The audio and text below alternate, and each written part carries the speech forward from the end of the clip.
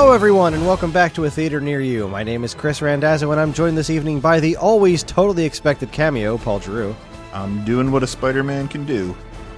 And really good lawyer, Sean Doyle. I'm a really good lawyer.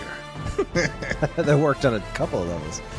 We had a pretty serious blockbuster fall into our laps, and it was such a wild movie we just had to talk about it. Did the latest Spider-Man movie live up to its frankly unreasonable hype? Let's find out. But first, how are you, gentlemen? I'm great now. I'm great now that I can be on this podcast via the internet with all of you. I didn't have internet till moments ago, but through a rush to Best Buy and back, I'm doing great.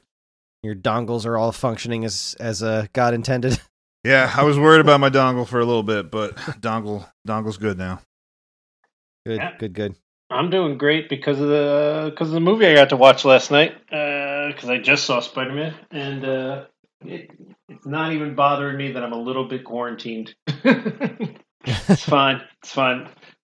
Yeah, Second or third hand COVID exposure. All right, fine. I'll stay home for a while. No problem. I just got to enjoy a movie. I'm a happy camper. There's a lot of Omicrons out there, I heard. Yeah. These Omicrons, they're everywhere. I have a copy of Omicron for Sega Dreamcast. It's for all you 5 Dreamcast video game nerds out there. For all you cartoon nerds out there, I can't hear them say Omicron on the news or NPR and not hear Omicron Persei 8. Like, the words fill in and it puts a smile on my face. And at some point, I'm going to smile when they're talking about something terrible and somebody near me is going to get the wrong idea. Totally samesies. I've been walking around here calling it Omicron Persei 8. I have Futurama ringtones on my phone, and the more upsetting a person is, the more ridiculous I make their ringtone. This way, like, when a client calls me that I know is going to be a stressful call, like, it starts out with, like, Zoidberg going, and it's like, all right, at least I get a little smile first. Let's do this. I got to tell you, I think it's telling of how, like, in sync we all are, the three of us. Last time when we talked about Ghostbusters, everything that I had to say, Sean was like, God damn it, why am I here? Like I was going to say all these things, I just think it's funny that we all see Spider-Man within the same week. We all see No Way Home. And then it's like, we have to do an emergency episode. And every single one of us is like, yeah, of course we do. Like, clearly. Of course. It's actually kind of silly that we didn't plan for this ahead of time. Like, was there any chance we weren't going to see Spider-Man and want to talk about it? I mean, they would have had to been, they would have had to shut down the theaters. But then if they shut down the theaters, Disney would have put it on the thing, and I'd have paid the $20 to watch it at home. It's not Disney though. It's not Disney. It's Sony. Oh right, it's Sony. None of the Spider-Mans, Disney. Spider-Mans are on Disney Plus. Which only brings me to, oh God, are we jumping to the end? Because I have some words on this whole debacle. Well, wait. I don't know if Chris wants to start this a specific way, but this is, this was such a big movie with so many moving parts. I think we do need to be a little bit strategic about the way that we talk about it. All right, so let me get the basic, the core stuff out of the way. Oh, wait. Before you even do the core stuff, just... Okay. Spoiler alert, spoiler alert, spoiler alert. This is a brand new movie. If you haven't watched this movie, turn off this podcast because I'm going to spoil everything. Same here. Also, why are you listening to this if you don't want to be spoiled? Yeah, there's like 10 of you, and like I know 2 or 3 of you have already seen it, and the other 7, come on, go watch it. What are you doing? Or just, hold on to this. The podcast isn't going to expire. It has no expiration date. I think the 2 of you regularly spoil everything, but good on the warning. I think that was good. Yeah. We're usually good doing call. 20, 30-year-old movies. That's on our viewers. No, I think just as people, you spoil things. Oh, in life. Yeah. No, agreed. It's fair. All right. Spider-Man No Way Home was released on December 17th, 2021, distributed by Sony Pictures. It was directed by John Watts, whose other film credits include the previous 2 Spider-Man MCU flicks and a bunch of music videos from Fatboy Slim and Death Cab for Cutie. The movie stars a metric ton of people, including Tom Holland, Zendaya, Tobey Maguire, Andrew Garfield, Willem Dafoe, Alfred Molina, and so on and so forth. It directly follows the events of the last movie where Spider-Man's identity was publicly exposed to the world by Mysterio and how he and the people around him deal with it. I obviously watched this in the theater because there weren't a lot of options. We saw it an 11 o'clock show, 11 a.m. show. It was still a fairly full theater, but we had open seats in every direction around us. So, we felt mostly safe in there. And no, I didn't get any snacks because I didn't feel like paying for them. So we saw it last night at 5:30, 6 o'clock, something like that, right? As soon as Jacqueline got done work, we ran over to the theater and went to the first show and tried to get a showing that wouldn't be overly crowded. And it's $5 Tuesday, $5 Tuesday over at the East Windsor Picture Show. Again, they don't pay us, but they probably, no, they shouldn't. It's commercial's not worth anything. But it was pretty open. It was more crowded than any other Tuesday night movie we've ever gone to see. There was nobody sitting next to us to the left for at least 10, 15 feet, so at least 6 or 7 chairs, and same behind us. So we felt pretty comfortable. But in order to get that kind of space, we did end up pretty far forward and to the right. But these modern theaters with these recliners, I feel like just about every seat's a good seat. There's very few bad seats. Yeah.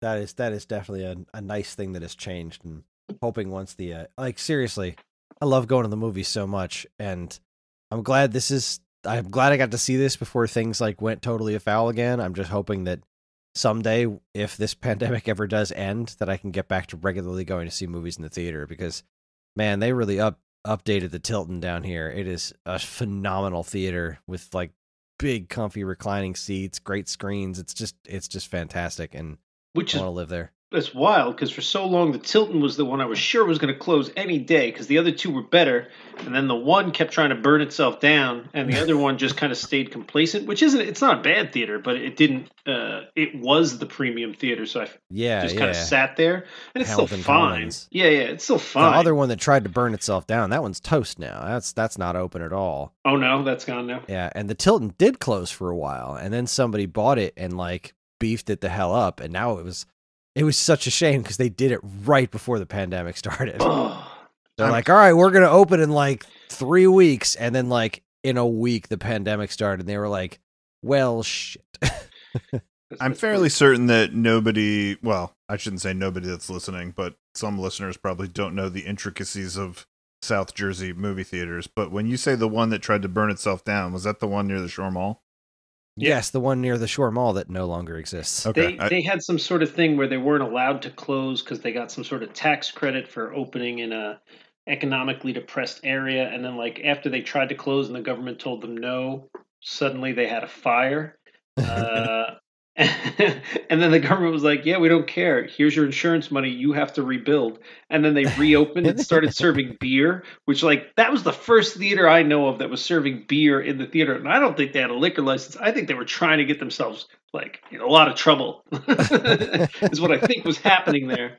I forgot all about that. They were serving alcohol in there. We went to go see a movie when that happened. They just stopped caring. They were like, whatever, man. And they purposely ran that place into the ground. But it was a lot of fun if you followed it down the drain. You could surf a mean wave in that toilet. I liked that theater, man. We saw so many movies there. That was the first Doyle Movie Madness movie. We all went to go see The Crow there. Absolutely. I think most of them were there. Yeah, we switched over. We did a bunch at the Hamilton Commons at some point. It was a nicer theater. It opened up later, Yeah. I'm not talking crap on them. Again, I feel like they've gotten complacent and let Tilton 9 pass them, which probably isn't Tilton 9 anymore. I don't know, Tilton whatever. But it's like the Tilton whatever fancy ass theaters. And I'm sure once movie theaters come back big time, they'll pump some money into it to beef that place up. So unrelated note, this COVID has really just crushed the theaters.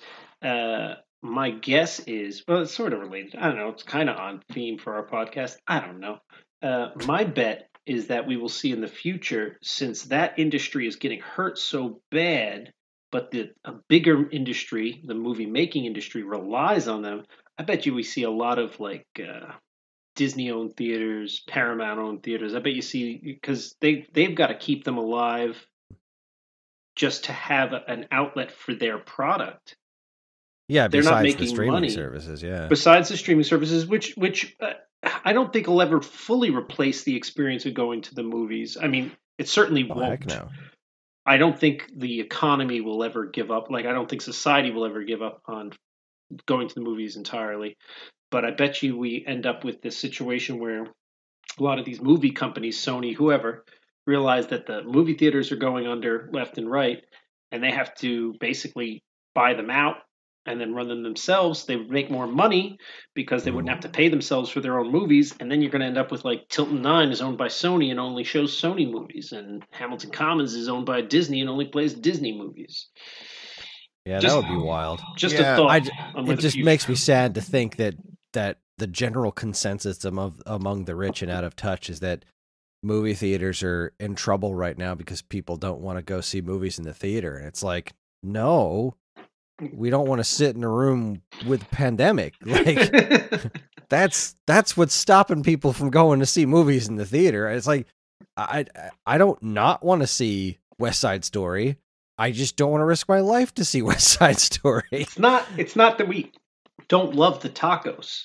It's that we really need our mail. Exactly. Well, Like it's- the Suicide Squad. I would love to have seen that in theaters, but I had the option to see it at home, so I saw it at home because I didn't feel safe going to a theater at the time. I'm fine with some of these things being able to be viewed at home and some of them in the theater, you know, and I think that streaming is opening the door for a lot more of that. Like there seems to be like bigger, better quality movies that are just coming to things like Netflix and Amazon Prime and stuff like that. You know, I don't know that I would call any of them like the blockbuster type things that you would see in the movie theater, but you know, So right before we started this, to make your point for you, I was watching. I haven't watched it yet. I don't know why it's in my wheelhouse. The War of Tomorrow. oh yeah, I saw that. I think that just came to Prime, right? That's just like an Amazon Prime movie. Yeah. Yeah, I guess that was kind of a big, I mean, that had big names, big special effects. Big names, big special effects. There was a Netflix one recently too, with like Gal Gadot and Oh yeah, the Red Notice or something. Oh yeah. Yeah. Was it The Yeah. Rock? Was it yeah, Gal The Gadot Rock and was in there. And, Yeah, those movies 10 years ago would have been in the theater. right. Absolutely. They Well, might yeah. not have been the biggest movie in the theater that week, but they would have been in the theater. But like over this last summer when HBO was doing that thing where like all the WB movies, like, sure, it's hitting theaters, and if you want to go to a theater, have at it. But it's also going to be on HBO for you if you have HBO. So it's like, all right, I signed up for HBO and I saw the things because I sure as hell wasn't going to sit through the Snyder Cut in theaters. But I watched it in like 15-minute increments on my phone for like a month because As that the movie Lord was- intended. As the Lord intended. No, I thought that was a really sweet deal, and like I'm bummed that I'm not going to get to see that Matrix movie until it comes out on home video in some form because I'm not going back to theaters like after Spider-Man, and like I'd love to see that new Matrix movie, but I'm not going back out to theaters while the pandemic is raging as hard And as to be it is. clear, you know? you just said that when you're weighing your life on one end of the scale, that the Matrix doesn't warrant risking it, but Spider-Man did. Just pointing that out. You were like, look, it's a low risk to my life. Sure, I'm probably not going to die, but there's a risk.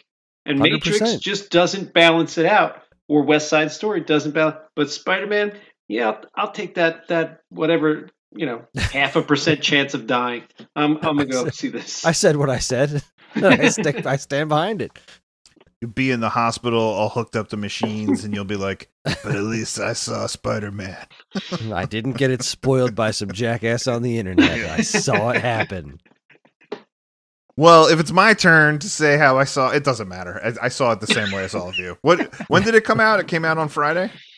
Yeah. Yeah, 17th. so- Yeah, it's the 22nd. So we went Friday morning. Like we went to the very first showing because we thought it would be the least populated. And it was for the most part. I've stopped trying to be strategic about the seats that I choose because like even if I'm strategic about it, like somebody will come in and practically sit on my lap. So I just choose. We just randomly choose at this point. It was great. Like it was great to go see it while the kid was in school. It was like the perfect choice. awesome.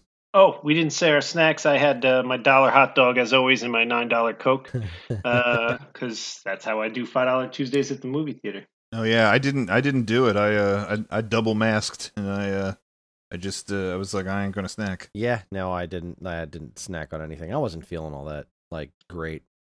Some food was disagreeing with me, so it's like, you know what? Not gonna spend the money. Just gonna sit here and enjoy a movie. All right, so here's the question I want to ask.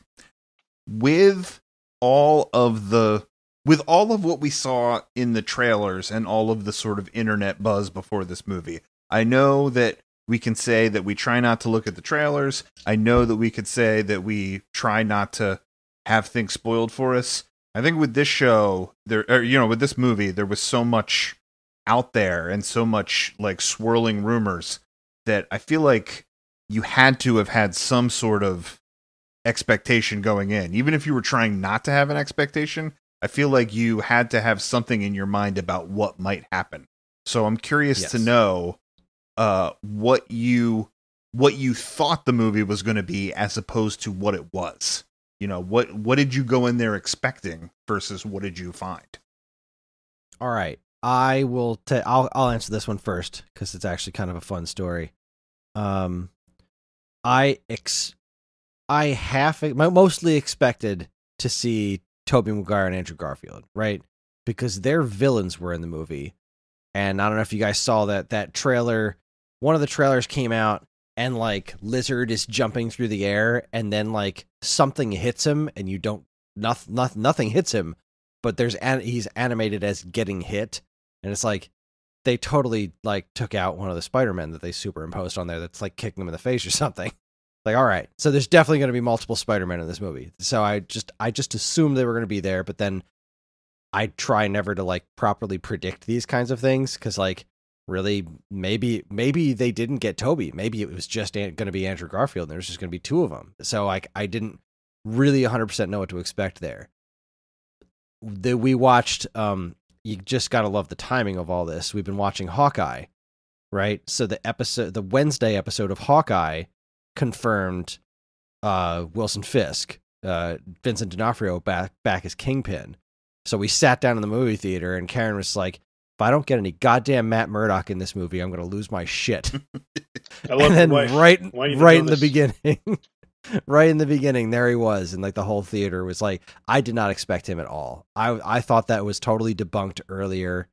I was like, I don't think they're going to do it. I don't think he's going to be in there. I know they just said if and when Daredevil shows up in the MCU, it's going to be played by Charlie Cox, but I didn't think it was going to be this. And I was very pleasantly surprised.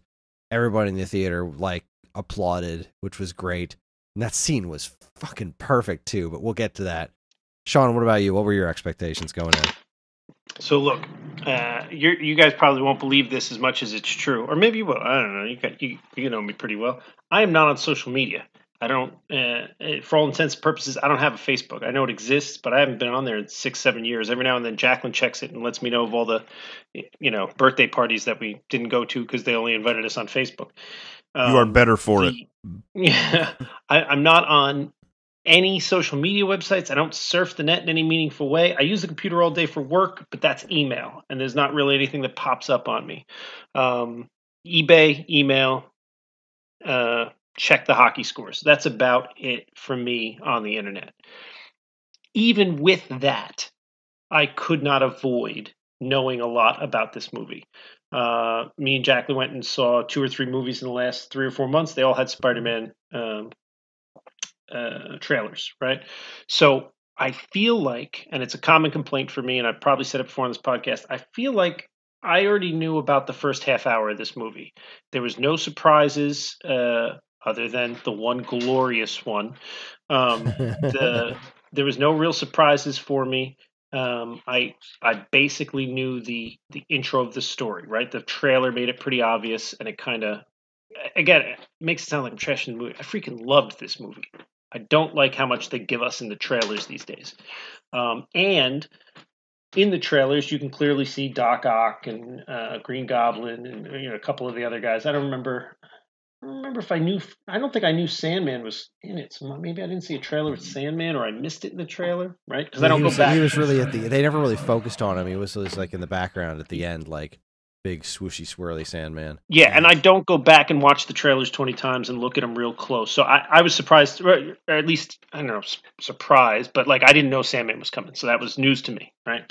But I knew there was going to be a bunch of those old ones, so it wasn't surprising to me when the other Spider-Men showed up, right? But so yeah, in general, like I knew the basic plot at the beginning, and I knew that we were going to see a bunch of callbacks. And again, I'm not trash. I love the movie, but I wish the trailers would show us less, show us things more out of order. You don't have to tell me this, especially Marvel movies. Like at this point, you don't have to.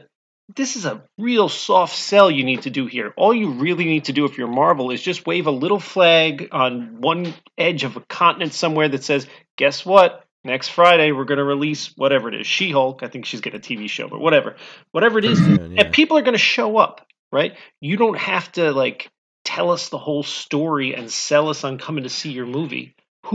All these people are going to go see Spider-Man anyway, right? Like they could have told us nothing. They could have just bought a little bit of screen time where it said Spider-Man No Way Home coming out December whatever it was, 15th, I don't know. Mm-hmm. And the theaters would have filled up. They didn't have to sell this to us. We've already bought in. Maybe Shang-Chi had to give us a little bit. It's an oddball character, but they could have told us far less, and all these people would have showed up anyway. I think that some of the swirling hype about it contributed to the success of the movie. It's interesting because, like Chris said, that some of the stuff he thought had been debunked. Like, I don't know. That was what was so fascinating about it. Like, you were hearing so many conflicting things. And like you could see from the trailers that Doc Ock and Electro were in it. And then, yeah, I guess Lizard and Sandman, but also like those things are CGI. Like that doesn't mean that, like when I saw the trailer, I didn't necessarily mean that they got those actors back, Yeah, I was surprised that Thomas Hayden Church was like in the movie. Yeah. Green Goblin, we saw him in the trailer, or I guess we saw the pumpkin bomb and we heard his laugh. Right. So, like with any of these people, I was like, is Dafoe going to be in the movie? Is he going to make a cameo? What is it? There had been rumors that Tobey Maguire had been seen on set. Andrew Garfield was real tight-lipped about it. Like he was like, I saw an interview with him where he was like, yeah, I wish they would call me. Like, like, I guess there's still time if they want to call me. Like, he also talked about like how doing the Spider-Man movies was like really hard on him. Like, made it seem like he wouldn't even come back if they asked him to. It's to a certain degree. Yeah. So I think that there was a lot of conflicting information and swirling hype about it. I didn't think a movie like this was possible to be made. Like, I really didn't expect this. And now I'm sort of shocked at myself that I didn't expect it. Because I literally thought some of these people were going to show up for a cameo here and there, mm-hmm. I thought maybe Doc Ock would show up for a fight or something like that. And then I literally thought the movie was going to be like Spider-Man and Doctor Strange traveling to different universes and trying to fix something or right some wrong. Like I literally thought that was what the whole movie was going to be. Like I didn't expect what we got. I really thought that the trailers had showed us pretty much all we were going to see of the villains. And I'm mad at myself for thinking that. Because I think that these movies know better by now. I think that I think that the bar has been set so high after Endgame that I think that they know better than to dangle those villains in front of us and to not deliver. Have I ever told you guys how my theory about why I think that the George Clooney Batman and Robin movie is the most important superhero movie ever made? No. But no, God, I want to hear this. Please allow me to strap myself in for this because I hate that movie. Sure. Well, And wait, real quick, I'm pretty sure it was Chris Randazzo who tried we to saw it together. console me afterwards because we saw it opening night, and he was like, "You have to go home and tell your father." And I said that because when he whipped out the Bat credit card, you turned to me and said, "How am I going to explain this to my dad?" That's how the conversation went. Oh my god, that's I will amazing. never forget that moment. I never heard that. That's so funny. Yeah, like, you know, I don't know, if I were a young student going to film school, this would be my thesis. Like, if anybody's listening out there and you're in film school, this is easily a 40-page thesis. So like, we all like to remember and cite the important movies, the good movies, when it comes to being influential about the superhero genre, right? The Richard Donner Superman films, the Tim Burton Batman films, right? Like the ones that sort of like carved out what this could be, right?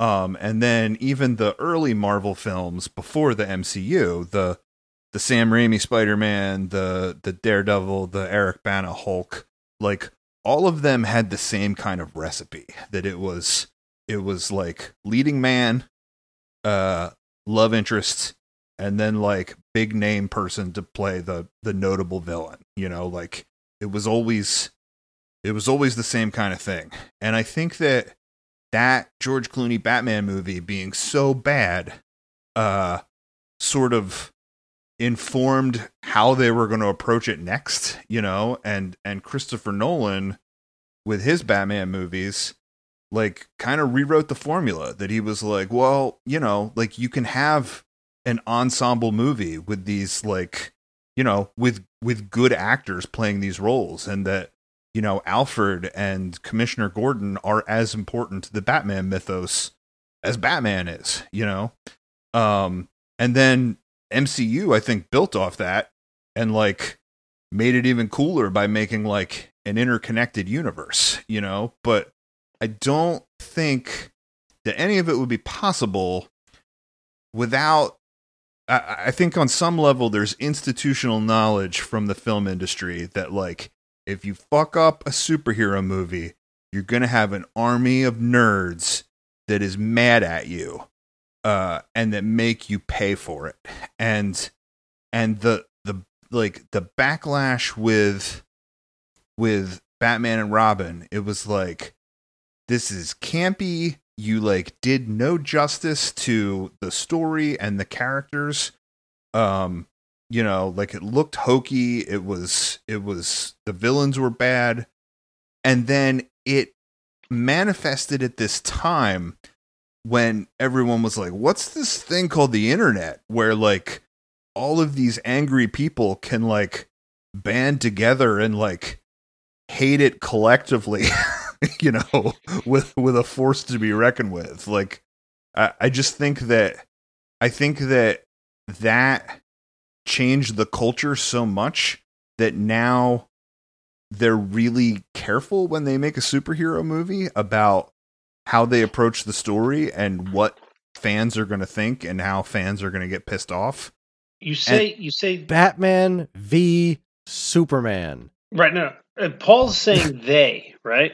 And while I agree with most of what you're saying, I think and this is one of the things I'm checking off my list. This time I'm doing like you do, and like as we're talking, I'm taking notes.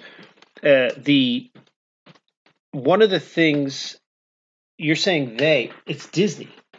Disney has the benefit of being this century-old company. I think they're over 100 years old, right? Mickey Mouse started in like the 20s, so I'm assuming Disney goes back before that, right? Well, wait. I'm gonna stop you, Sean. Okay. Spider-Man is actually Sony, and Sony has hooked their mitts into Spider-Man and held on to it against the odds. That's even the whole reason why the Andrew Garfield Spider-Man movies were made, because if they didn't keep making Spider-Man movies, they were going to lose the property, and that was the only one. They were the Roger Corman Fantastic Four all over again. That was the only one they had. So now, with this Fox merger, Disney has pretty much the rest of the MCU, but they don't have Spider-Man. And I think Sony is really making the most of this. Like, they they know that this MCU thing has built-in marketing and that they need to sort of keep them happy and stay in the game that way. And then I think that, they also got all these other things that they're making, these Venom movies and stuff like that, I think they have some long game about how to connect this stuff. And, I think that with how big the MCU is, with, all the stuff that's happened after Endgame, like how high the bar was raised at Endgame, that like if they didn't have a big spectacle like this, it was going to go poorly for Sony. Sure.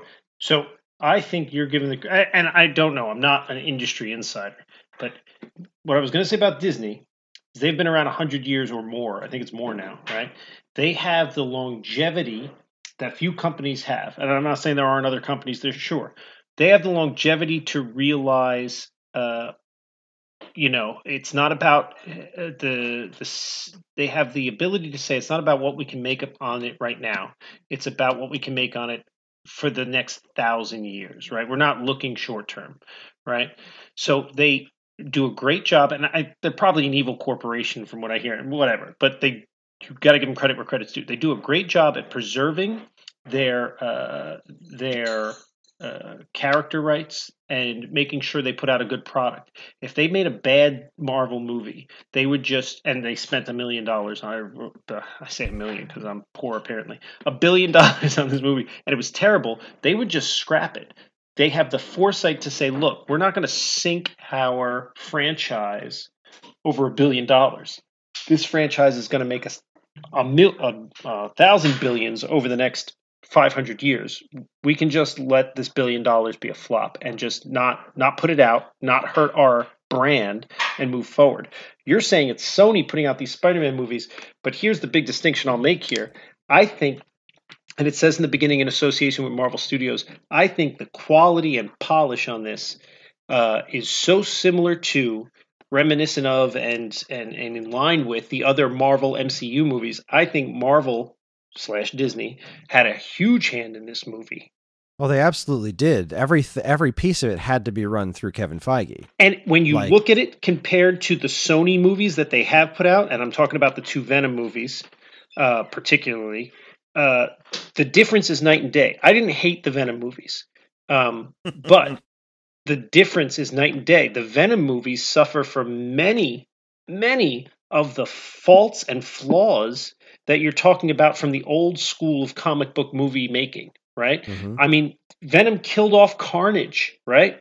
If I remember correctly, it killed off Carnage and Shriek, right? You're blowing through your top characters that you have. Like, that's an old school mistake. And I know Marvel's killed off Thanos and this and that and the other.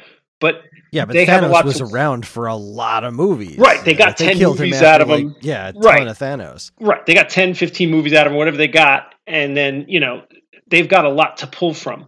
When you're Sony and you've got the Spider-Man Spider-Verse, we'll call it, when you've got the Spider-Verse to work with and you just blew through Carnage, that's wild, right? I mean, that's one of your top characters. After Spider-Man, the next biggest character, what, you're talking Venom, you're talking Green Goblin, you're talking Carnage, right? Those are your biggest side characters, and you just blew through one of them. So I don't think Sony is the one here. I think Marvel is the one that realizes that you can have a loss on a movie, and if it ups your brand, it's fine.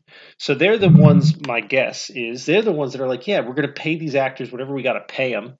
We're going to get them in here. We're going to, and this is another thing. I feel like the movie was and this sounds bad again, but I don't mean it that way. The movie was extraordinarily pandering.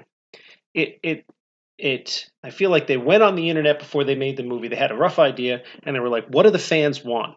And then they were like, how can we put that out in a way that furthers the brand, makes it look good, but gives the fans what they want? So it's very pandering. Like the whole Daredevil thing, I feel like it was forced in for the fans like me who really wanted it. And again, it sounds like I'm talking down, and I'm not. I loved it. You should pander to your fans, right? I loved the last Jay and Silent Bob movie. I've never seen a more pandering movie in my whole life. But you know what? I'm the fan, and you pandered to me. So guess what? I loved it. It was great. I really enjoyed everything you did here. You know what, though? I think So I agree with what you're saying, Sean. I think I think there can be good pandering, right? Like I think that this movie is a good example of that. But I think it also knew what was too much. Like it knew how to sort of walk that line, right? Because like one of the things I thought to myself when they were all in Doctor Strange's basement, and everybody was in those, the villains, they were starting to collect them and put them in those magical cells or whatever, right? I was like, you got 5 villains right here. Like this is almost the Sinister Six. Like, they could have had one more person. There it is. And had, you know what? Like Again, essentially had the Sinister Six. I'm not needed on this podcast. That's one of my things that I had written down here. That was one of my only complaints about this movie. Like at that point, I turned to Jacqueline and I said to her in the theater, I whispered to her, I was like, "We got one more coming," because you did so much good pandering, and then, like you said, there was 5 of them, and it's 5 members of the Sinister Six, not the original members, but you had like 3 of the original members and 2 later, fill-in members, but. Still, it was wild to me that they didn't pull in a 6th. I couldn't believe it. Well, I think I think that was a really smart move. I think, I was going to say that too. I think anytime you have 6 Spider-Man villains, it's a Sinister Six. Like that's just the definition of the Sinister Six. But yeah, I think it was a smart move, because they needed to follow the rules that they were setting in this story. Like there's a lot that can be forgiven. Just because it's magic, it's Doctor Strange and it's magic, and we can go like, oh well, we don't understand the magic. Like, I guess this happened, But they set up this thing where he breaks the spell and he says, anybody that knows that I was Peter Parker before should still know that I was Peter Parker, and it went across all these universes, and I think they did a little bit of,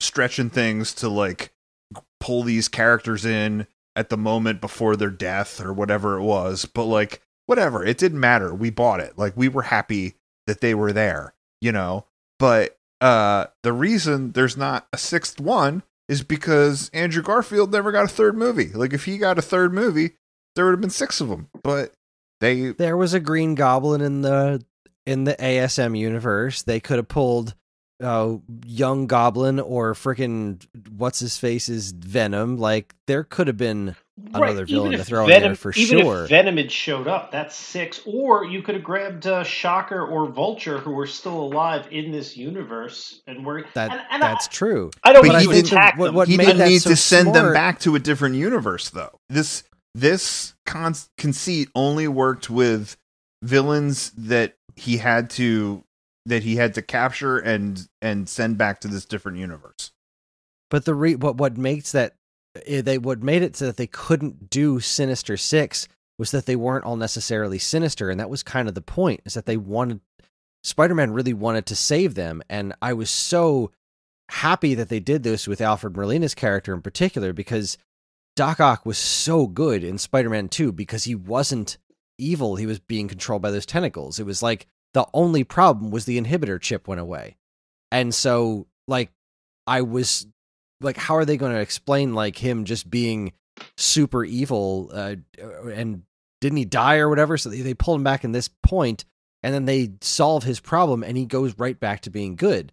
And, like, that was the whole point, was, like, seeing these characters as not, like, villains, full-on villains, but, like, misguided, or something was controlling them or something. And that doesn't make for a proper Sinister Six, like, now if it was all just like you were talking about, like Vulture and Shocker and stuff like that, like maybe Vulture is a bit of a stretch because he's got a little bit more dimension in the MCU than he did before. But like, you think about those, like Shocker or whatever other characters, Paul Giamatti's Rhino can be thrown in there. If you talk about those characters that are just like, all right, here's a bunch of just bad guys that want to team up and beat Spider-Man. And like, that wasn't Sandman at all. Like he had no problem with Spider-Man, but then he had a problem with this Spider-Man, and he wasn't exactly the sharpest tool in the shed, but that was kind of the point of his character. You know what I mean? The Sinister Six would not have worked with the narrative that they were trying to do. And that's the big difference between this and Raimi's Spider-Man 3, where they were just pushed over and over again, like, you need to put Venom in this movie. He's like, I don't know. I don't really know Venom. I don't get Venom. It's like, yeah, but Venom makes money. Put Venom in this movie. He's like, all right, fine. I'll put Venom in this movie. And then it sucked because it was all this studio interference saying, this is what you got to do. So instead of it being that situation, because Marvel was really in charge of the narrative where it was Sony's movie, they were paying for it. But part of the deal is that Marvel gets to tell the story that they want to tell to forward what's happening in the MCU. They were smart enough to be like, we're not just going to throw all this spaghetti at the wall and hope all of it sticks, like Sony is currently doing with the rest of their Spider-Verse stuff. They've got the second Venom movie out. They've got Morbius on the way. They've got there's at least like 2 other Spider-Villain-esque movies coming out. They're building this whole other Spider-Verse thing, and the thing that Marvel is focusing on for this, phase 4 is the multiverse. And so they were able to make all that work so intelligently and so naturally that shoehorning Sinister Six into it would have just been a bridge too far. And I think they realized that and were like, that's not the story that we're telling. If we're going to do Sinister Six, we'll do Sinister Six when we're ready to do Sinister Six. This ain't it. Well, and I really appreciated that. It made it cleaner that they were sort of concluding a storyline from each of the other movies, right? Like it wasn't just that villains showed up that were in previous Spider-Man properties. It was like a villain showed up from each story, and this was almost the conclusion to all the stories. I know that it wasn't 3 trilogies like Star Wars, and I know that and I know that Rise of Skywalker wasn't even really that good, so it's a bad analogy. But like this is like the Rise of Skywalker of the Spider-Man things. It concludes 3 different quote unquote trilogies or 3 different things. And yeah, you want to talk about Marvel or Disney being too smart to do something like that? Rise of Skywalker is your exact example of that. They are not too smart to do shit like that. Yeah. They and I love that movie, okay? I love that movie. I don't know that I saw it. What was the Rise of Skywalker? Is that the one where Han Solo dies? No, that was the Sean, you're ruining it for everyone. No, Rise of Skywalker was the last one where Palpatine's just back. And they're like, fuck it, Palpatine's back. Why? I don't know. Yeah, I don't Where think was he? He was over there. Who the fuck cares? The movie was a mess, but I love it. I do love Star Wars. I really do, but I'm not the uber Star Wars fan that maybe I should be. And like the original 3 I grew up on, and then I saw the other 3 that came out after, and I didn't have as harsh a view as I feel most people did, but there was serious problems with all kinds of things in them. But I also saw good things in them. And then the new 3, I think I only saw like the first 2, maybe. I don't think I saw the last one. Oh, well. Rogue One was great, though. God, man. I love that. It made me want to just get into Star Wars again. Is that what it's called, Rogue One? Rogue One, yeah. No, I'm a Star Wars whore, and I love the sequel trilogy. That's a podcast for another podcast, though. Back to... We're way off. We're way off. Let's tie it back in. Let's pull it back in. Oh, so... I don't even know where we were at, but something you guys have hit on a couple things that were on my little checklist here that I made. And one of the things is what foresight or not foresight. What's the opposite of foresight? Hindsight. Good backward vision. Hindsight. Thank you. They really did a great job of turning around and saying what worked in all these other Spider-Man movies and what didn't. Right, and they just grabbed the parts that worked. I didn't love the 3rd Spider-Man movie at all, but you know what was great in the 3rd Spider-Man movie, which is nigh unwatchable. I mean, it's really bad. Mm-hmm. But you know what was great? Sandman. Because that's what Raimi wanted to do. He nailed it. That was the villain he wanted to do. Nailed it. I mean, there's no part. If you just watch the 20-minute storyline, half-hour storyline that's in that movie about Sandman, and you cut out the whole, the Venom thing, the Tobey Maguire dance sequence, all the rest of it. It's great. Sandman, they nailed it. Green Goblin was great. Everything they grabbed, I feel, is the stuff they did right, and they left behind Paul Giamatti as the Rhino because you know what? It was a swing and a miss. It just didn't. And they mentioned it like as an offhanded joke, the same way that they mentioned Venom, you know, and I thought that was funny that the three Spider-Men got to like sit there and trade war stories. That, you know, he's like, oh, I fought an alien, and like I fought a purple alien in space, and then they're like, wait, you went to space? And I was thinking this as they did that, and I was like, this is what the writers were talking about. They were like, well, we're not bringing Paul Giamatti's Rhino into it. Let's make a joke about him because it was terrible. And let's make a joke about the Venom because it was terrible. Like, you know, like that's what happened in the writer's room when they were trying to write this, was that conversation. Yeah, it served as, I thought it served as a sort of capstone to all three of the stories. And I think that's why I am saying that I feel like this movie had no business being as good as it was, because it, like, in addition to giving what's his face, Tom Holland Spider-Man, like, you know, closure, like an ending, it did it for the other two before they went back to their universe. I mean, like, I'm not saying I didn't pay those Andrew Garfield ones a lot of attention. Like when the first one came out, I didn't even see the second one because I didn't like the first one. Well, I think I didn't see the first one when it came out. I just didn't watch it. And then when the second one came out, I was like, oh, I guess these things aren't going away. Like, I guess I probably need to see the first one so that I can get behind the second one.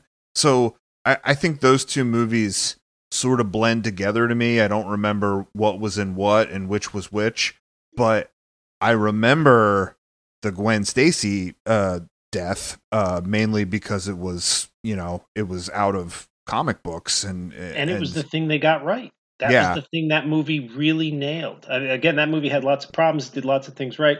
That was the thing it nailed. So when he jumped off after MJ and saved her, you know, and they had that moment, that was the sweetest thing. I lost my breath for a minute. I was like, that really hit me. And I don't even like those Andrew Garfield ones that much, but that moment really got me. You know, and they did it with Tobey Maguire and him stopping him from killing him with the glider, you know, like that was like they both had sort of demons in their past from the other stories, and it was kind of closure for all three of them. It was amazing. I didn't think something like that could be done.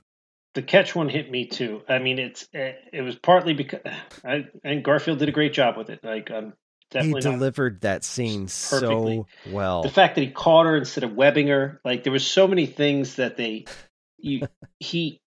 God. So that movie, it only nailed a couple things perfect, and that's one of the things it really nailed. Because the first one, when I went and saw that first Tobey Maguire, and I know it was MJ, and she was falling off the bridge, and Green Goblin threw her off the bridge or whatever. You saw that in the preview, and I went to that movie thinking he's going to kill her. And back then, comic books weren't as big a thing. Not everybody, like, I mean, they've always been around, but like I was like, it wasn't as mainstream as it is today. And I was like, all these people are going to be shocked when this girl dies, right? And then she didn't die. And I was like, well, it was still a great movie. It's fine. I've been waiting for a great superhero movie, and this was great. So then when Andrew Garfield actually did it, I was like, thank you. Like, there was problems with the movie. That part they nailed perfect. And to come back to that, it not only gives closure for Andrew Garfield, but like that's a torment that's been hanging over Spider-Man in the comics for like, I don't know. Spider-Man's not my main character. I haven't read every comic book, but like that's a thing that's just hung over his head for 60 years now, you know? And to see some sort of closure, some sort of catharsis where like, you know, he got a chance to do it again and he did it right. And yeah, that was such a freaking moment, man. Huge. And like of all the problems in the ASM movies, Andrew Garfield wasn't one of them. I always thought he was pretty great. It was just the movie itself was kind of crap. And like, I liked at the end when Lizard changed back to a human. I was like, oh shit, that's Rhys Ifans. They actually got him back for this, huh? All right. Good for you, I guess. I wondered, because I mean, I think that Thomas Hayden Church and that lizard guy were CGI for most of the movie for a reason. You know, I think it was like probably part of the agreement about how much time they were going to spend and like what kind of billing they got. but it was kind of cool that we saw all the villains like kind of different than they were before. You know that like Jamie Foxx wasn't blue. I didn't care that he wasn't blue. I like that he sort of got that cool electro mask at one point. Yeah, they explained that because like the electricity was different in this universe. Like that was so cool that they went that far. And again, that's what worked and what didn't work. I think they got a lot of pushback on that whole blue thing. I don't know why they did it. It didn't piss me off as much as some people, but like it didn't make any sense. Like why would you change it up like that? It's just weird. Like it didn't make any sense. What are you trying to do here? So since it didn't work, they abandoned it. They came up with a plausible reason. They didn't just, forget it, but that's they picked what worked. Goblin's outfit with the Goblin, they used, that was genius. Well, they used that Power Rangers mask to have him, to set up that same conversation thing that he used to do, where he would talk to the mask, and the mask was the split personality. The mask was the Goblin, and then they did that in that alley where he smashed it and walked away, and it was the same kind of imagery they had in Spider-Man 2 when Spider-Man walked away from the suit. Yeah. And then it was cool because it gave him the opportunity to have a different look and sort of have that more like Hobgoblin, like Roby kind of look, that he got when he picked up the glider later.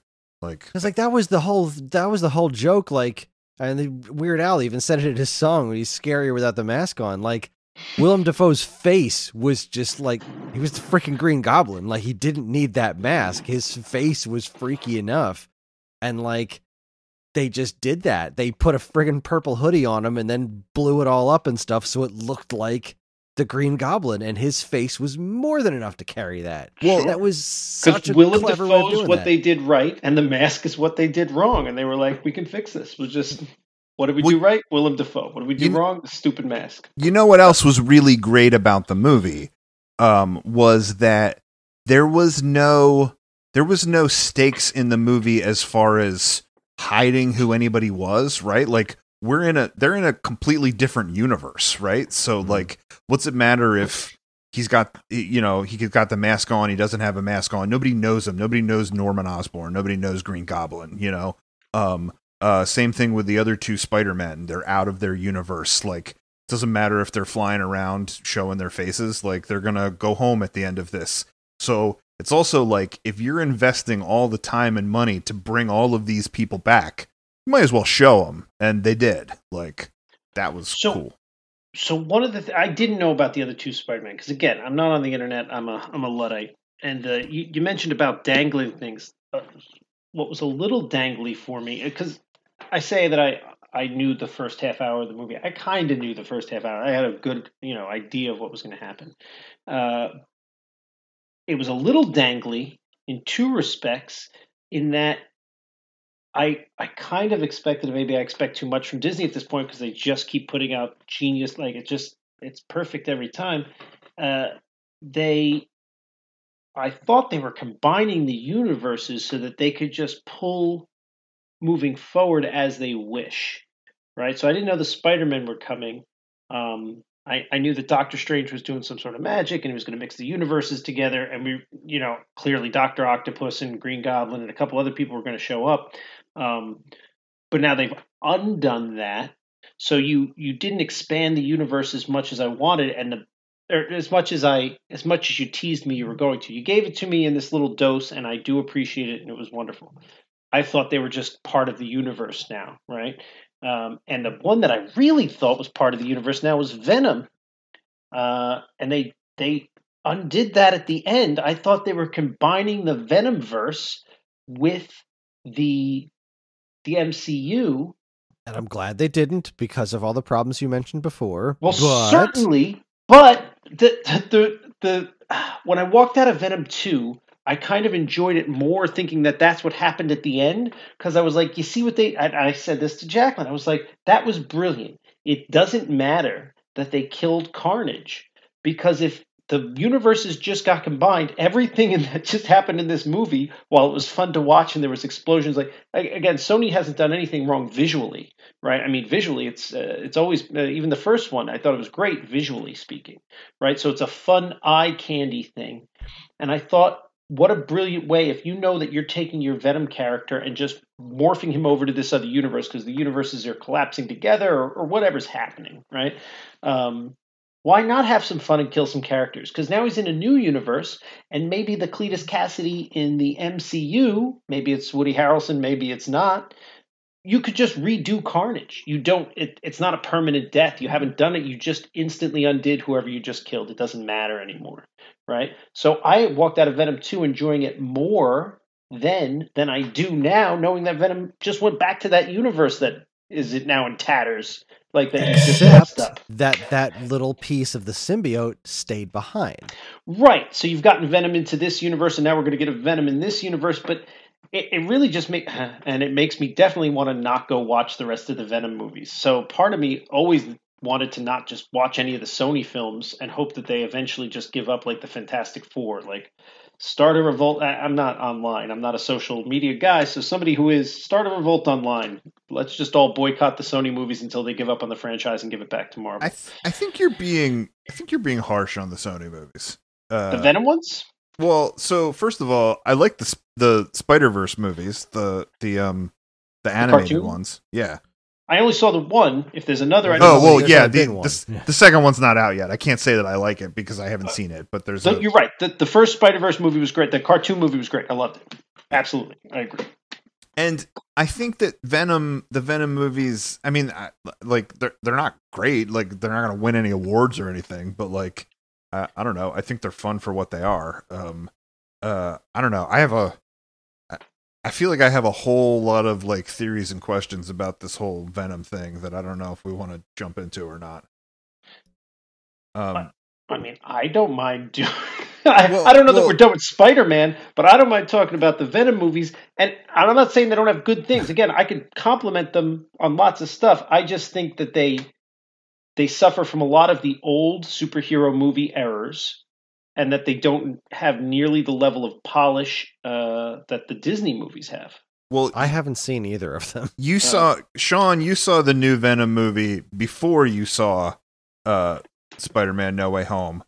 I saw Spider-Man No Way Home on Friday, and then I was still itching for more Spider-Man. Like I was in this like, yeah, I was so in love with the movie that I just wanted to consume more Spider-Man. So then I rented Venom Let There Be Carnage, and it did not scratch the Spider-Man itch. It had good things about it that were enjoyable, but it in no way fulfilled anything that I was feeling with this whole Spider-Man thing. In case somehow Chris doesn't know the end scene in Venom.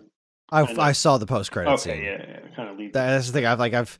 I've been so tangentially interested in him because I actually want to see them now because my friend Dan was like, he was explaining to me, like, just watch some actual clips from the movie, and I think you'll have a better understanding of how stupid they are in a good way. Like, I was under the impression from the trailers that the movies were dark and gritty and serious, and like they're actually kind of goofy. Oh, they're hilarious. I'm totally into that, and I'm sure I'm gonna like them fine. But that's the thing, I'm gonna like them just fine. Right, that's the problem. It's the what was that one we just watched? The Harley Quinn Suicide Squad, the new Suicide Squad movie. It was fine. It was enjoyable. I enjoyed it. I'm not going to go rewatch it a dozen times like I am all of the Marvel movies. Just about right. It's just not on the same level. So here's my question. I guess in order to not make this a whole critique about the Venom movies, I'll try to focus on the Spider-Man angle of it. So I guess here's my question about it, right? So Spider-Man No Way Home establishes that Eddie Brock, Tom Hardy Venom in the Venom movies is in a different universe than Tom Holland Peter Parker, right? And then he gets sucked into this universe through the Doctor Strange thing, through the Doctor Strange spell. He is not in New York with the other villains because at the end of the Venom movie, he's like, hey Venom symbiote buddy, we need a vacation. And they go to they go to some island resort and they're sitting on a beach. That's how the movie ends, right? And so in the post-credit scene of that, I guess one thing I couldn't tell is if the reality of like the hotel room he was in changed. Like I can't tell if it was like a dilapidated hotel room and then he got sucked into the new universe and it was like nicer and like more upscale, or if it was just that it was night and then it was day in the other place. But anyway, he goes into this other universe and and he's on this beach resort, so that's not why he's not with the other people there. But like in the Venom movie, but in that post-credit scene, Venom had just said like Eddie Brock says, "You're keeping things from me, Venom. I thought we didn't have secrets." And he says, I'm a symbiote with like hive mind knowledge of the entire universe. If you saw a fraction of what I know, it would blow your little mind. And he was like, all right, well, just give me something, so like it makes you like, I guess my question is like, is the Venom hive mind thing connected across universes to the Venom that was in the Tobey Maguire movie, and that way he knows that Peter Parker is Spider-Man, so it pulls him in across a universe? Or am I just reading into this too much? No, that's exactly that's the only thing that makes sense. The only reason for him to be there. Although I've come to understand, and I didn't see Amazing Spider-Man 2, that Electro didn't know Peter Parker was Spider-Man. I don't remember him finding out, but whatever. I don't care. Yeah, I don't care. But yes, that is the theory. And like, if I had to venture a guess, the symbiote didn't know Peter Parker was Spider-Man per se across the multiverse, but as soon as they got pulled into that universe, because he shouldn't have gotten pulled into the universe if he didn't already know. But I think what Paul said, because remember, Doctor Strange only ended up pulling in people who did know that Spider-Man was. Yeah, no, you're right. Yeah. But I think what Paul said is accurate. I've read a lot of comic books, but I am not a Spider-Man or Venom expert. But I think this is the King in Black, is the comic book series that this is. There's this whole planet. Oh God, any nerds listening would just be mad at me trying to do this because ugly. But yes, there's a whole planet that's just basically this blob of symbiotes that Venom is a hive mind with. And then there's kind of a question as to whether they're all there guarding the universe from the center of it, or if they're his guys that he sends out.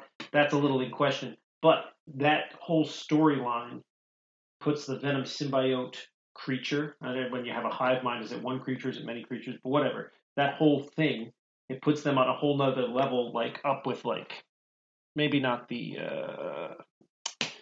Phoenix Force, but like just shy of that. So suggesting that they have multiversal knowledge, that they communicate through multiverse, would, as far as I know, fit right in line with that. Like it's they kind of made that character an epic, almost what do they call him, like Galactus or a celestial type being. Like it's way over the top, old, ancient, like beginning of the universe, probably multi-universal knowledge shared through that thing. So yes, I think that makes sense. I buy it.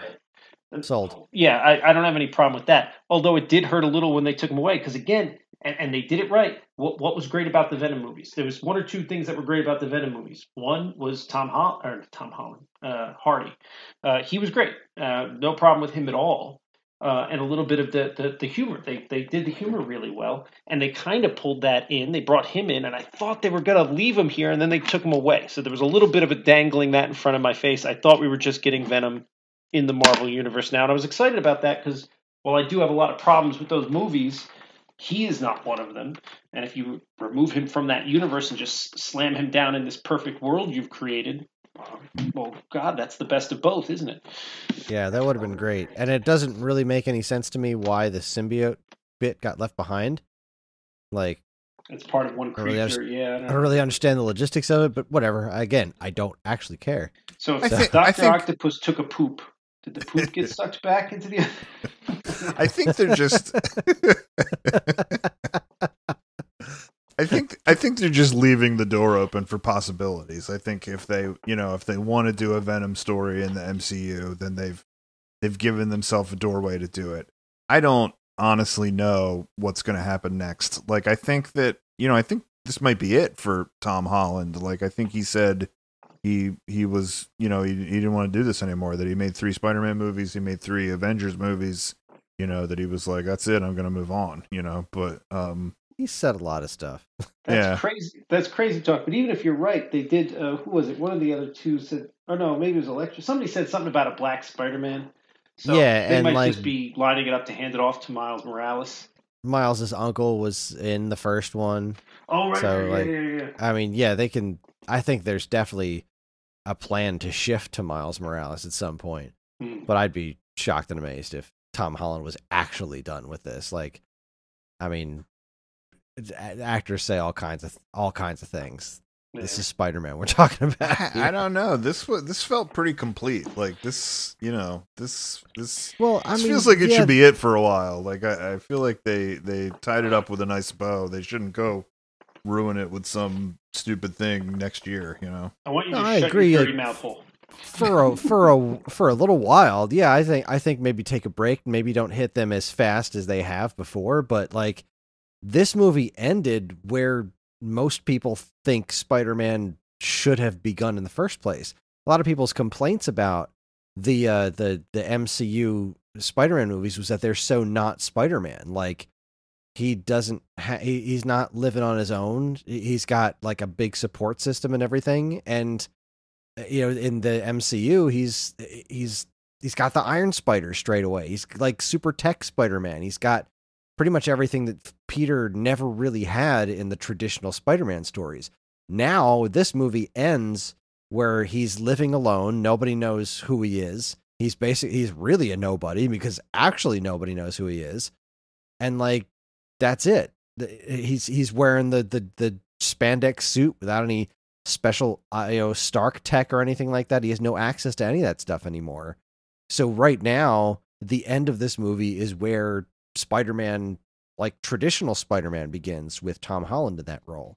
And I think that's why I felt like it was an ending as much as it was a beginning. Like this could be it. And sure, they could pick up with Tom Holland and tell more Spider-Man stories, or they could just end it here and shift to somebody else.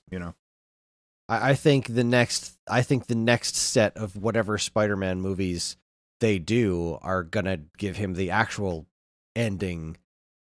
Like, yeah, him leaving Ned and MJ behind, like that's sweet, but that can't stick. If we want to give him an actual happily ever after, then we want to see him and MJ like together and back friends with Ned. But also, I think seeing him Miles Morales doesn't work as well if Peter isn't actually passing the torch to him. I don't think. That's a good point. So I would be surprised if we don't get something a little bit more intelligent to link him to the next generation. But that's something that they're being forced to confront in these Marvel movies that they were never really forced to confront in comics, because you're not using real people. Like, these people are just going to keep getting older. So they had to kill, quote unquote, kill off Captain America. They had to, like, Robert Downey Jr. was getting too old to be Iron Man. So that story's done. And these characters are going to continue to get older because of the nature of the nature of the way movies and human beings work. So setting up this whole next generation, which is what they've been doing so well with, like, Yelena replacing Black Widow and Kate Bishop replacing Hawkeye, et cetera, like they're introducing Ironheart into the MCU through a TV show. We're going to get a Ms. Marvel that's being, played by a very young actress. Like, they're doing a very good job of setting up this next generation of Avengers characters. So yeah, I think Miles Morales is absolutely on the table for future Spider-Man movies, but I do think we need more of Tom Holland's Spider-Man to get there. Of the 3, which one's your favorite? Of the 3 Spider-Men? Yeah. Wait, the actors? Yeah. Oh God, Tom Tom Holland. Holland. Yeah, Oh. it's tough because those are clearly the best 3 movies, I think. But is it because of him, or is it just because the movies are better? I didn't have a problem with Tobey Maguire. If we don't talk about what went down in the third one, I thought he did a great job. And Yeah, like Toby Chris was a said- very good Peter, but he didn't have the quips.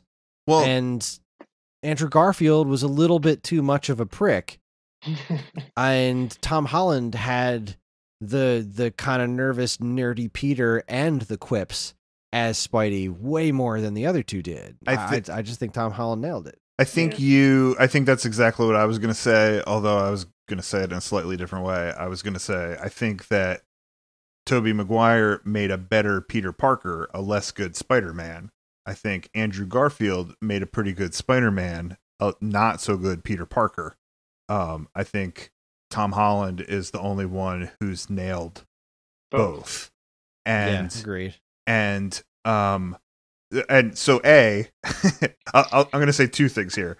A, I thought it was interesting that when Ned waved his little Doctor Strange magic ring hand and pulled in those Peter Parkers, found those Peter Parkers wherever they were in our universe or in the MCU universe, that when we saw Andrew Garfield, he was Spider-Man. Like he was walking around there as Spider-Man. And then when we saw Tobey Maguire, he was like Peter Parker, like he wasn't in Spider-Man garb when he came through. Because they pulled what works. Yeah. That being said, when they could only do the bit of like you being surprised once, when he summons the first time and we see a Spider-Man and we just assume it's our Spider-Man until it's like, whoa, it's Andrew Garfield. Then when he does it again, we know that Tobey Maguire's coming through next. Like we don't need to have a fake out again. It's not going to work for us. But yeah, like I think Tom Holland is the only one who's really nailed both. And I think when he's Peter Parker, he's like, he's shy, he's dorky, he like has all the problems that like teenagers have. He like embarrasses himself, like he's such a great Peter Parker. And then when he's Spider-Man, it's like he acknowledges that he has this confidence that he doesn't have when he's Peter Parker, and it's like that sort of like teenage I can do anything kind of thing. And like the other thing that I love that he does when he's Spider-Man is like he gets as excited about the things that he discovers as the audience. Like sometimes he's just, he's in the moment doing Spider-Man stuff and he's like, whoa, did you just see that? I just did this thing, like I have a metal arm. That's so cool. Yeah, like I don't think anybody's quite done it like he's done it. Like he's sort of masterful. Yeah. Now, speaking of masterful, J. Jonah Jameson, everything they did with him, I thought was just amazing. Like it was pretty on the nose, like where he starts off in his basement and then he's like selling his own brand of vitamins and stuff. Like, wow, they really went all in on this this particular version. It makes so much more sense that J. Jonah Jameson is, in a like a current iteration of J. Jonah Jameson is like a Alex Jones InfoWar, Tucker Carlson fucking douchebag that I thought they were going for the InfoWar guy. I thought they were some direct. That's exactly what they were doing because he did the whole thing where he was selling his own vitamins and shit, and they just played completely perfect. Because the idea of a newspaper editor that hates Spider-Man is like antiquated. It doesn't. It really doesn't play now, and I think the only thing that was going to drum up that much hate for Spider-Man, just like drumming up that much hate for anything is sort of that like right-wing pundit kind of vibe. Like that was spreading of misinformation. That was Mysterio's thing. Yeah. I love that they followed that up so well. They did everything about this so smart. Like almost everything. Like The fact that Doctor Strange just started casting the spell without having the conversation beforehand was like, I understand that you're doing this because this is how the movie happens, but like, really, you're not going to even like ask, like, are you ready? Like, are you going to do anything? He's like, no, he just goes down there and starts doing it, like, with knowing full well the consequences. It just seemed a little off, but outside of that, they put so much thought and care into making this work. And we've seen so many times before where if you have these kinds of things all thrown together, it can very easily go very south.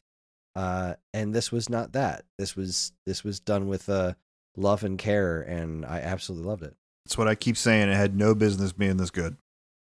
Yeah. I was kind of scared. So one thing I will say that we talked about.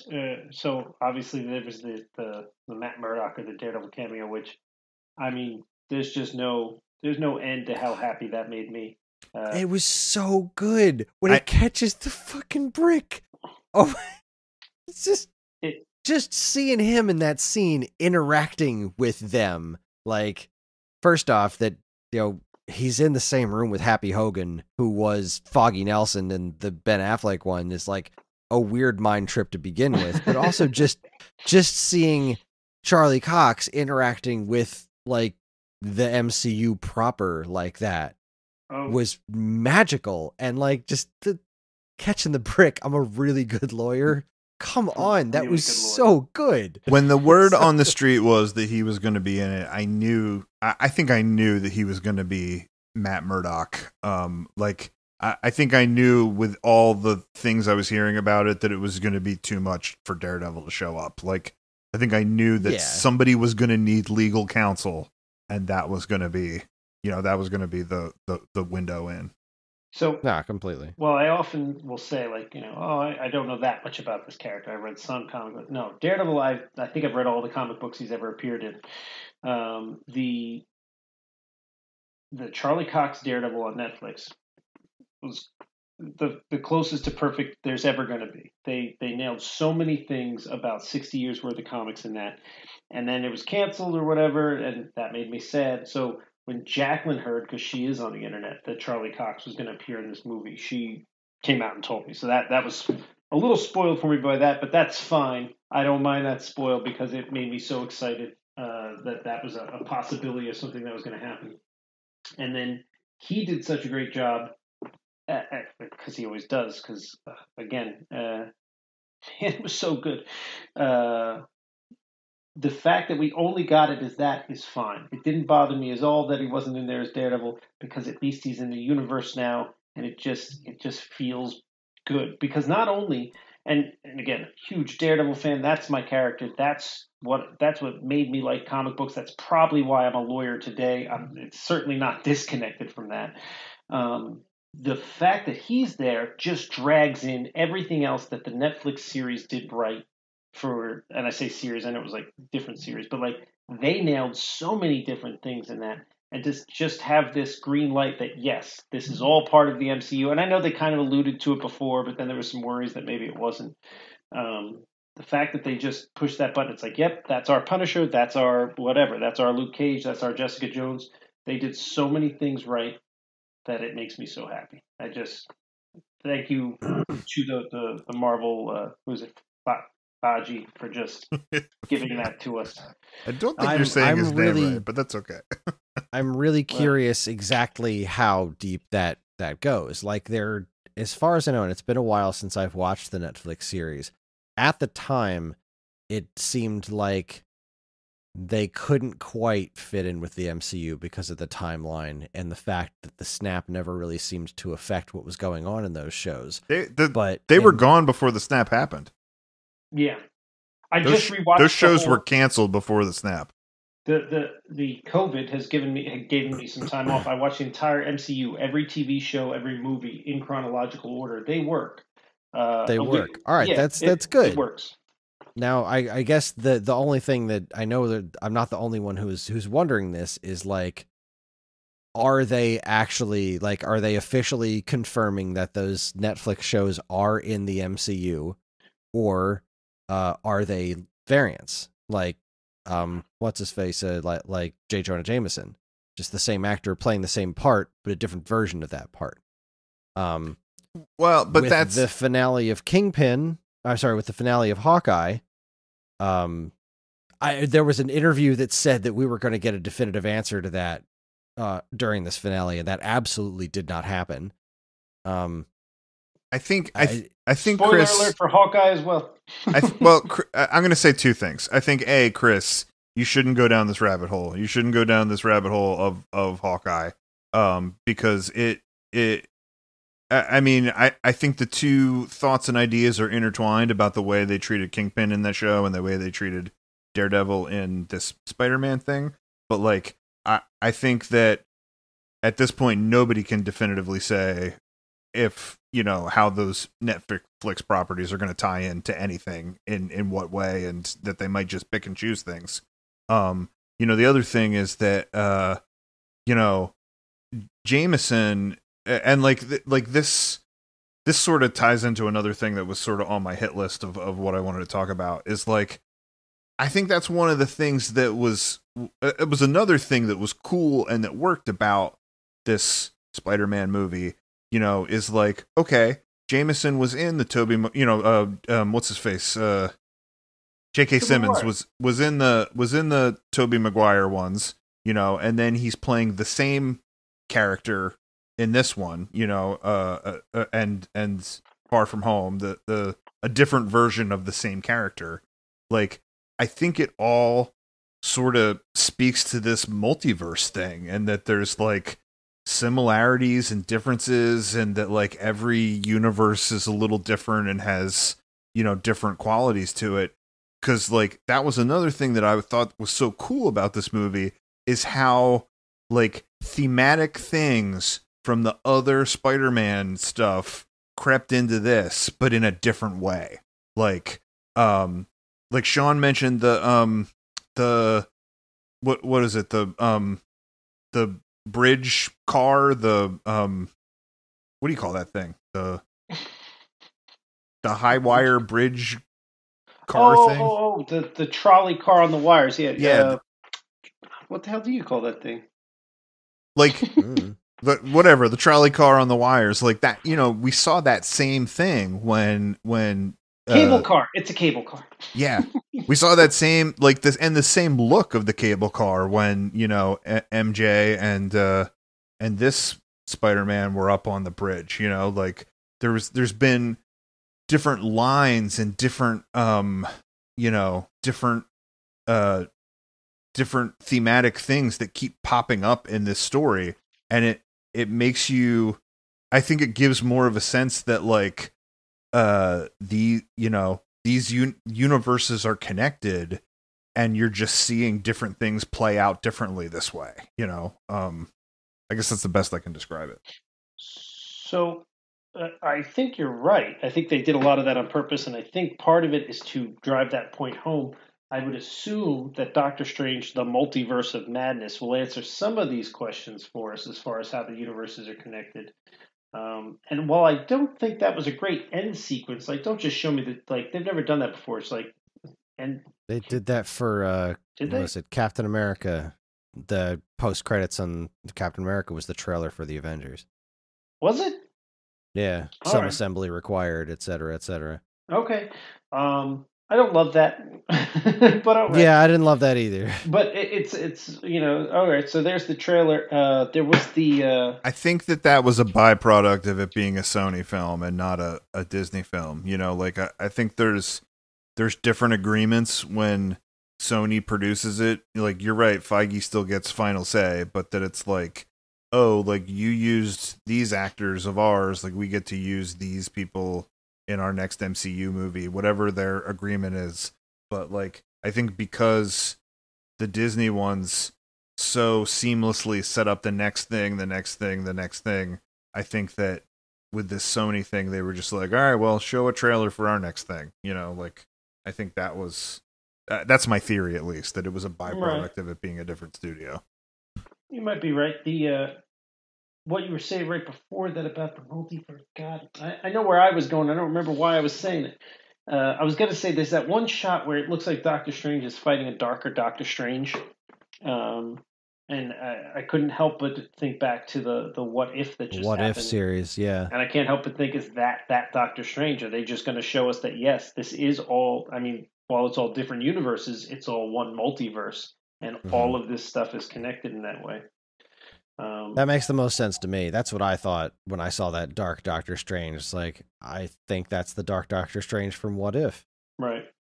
That's what I'm hoping it is. Because you know what, the What If series, I enjoyed it until those last 2 or 3 episodes, and then I loved it. Right, it was good. I wasn't blown away, and then those last 2 or 3 episodes, whatever that I don't remember how many episodes it took. That the connected ones at the end, they made me love it.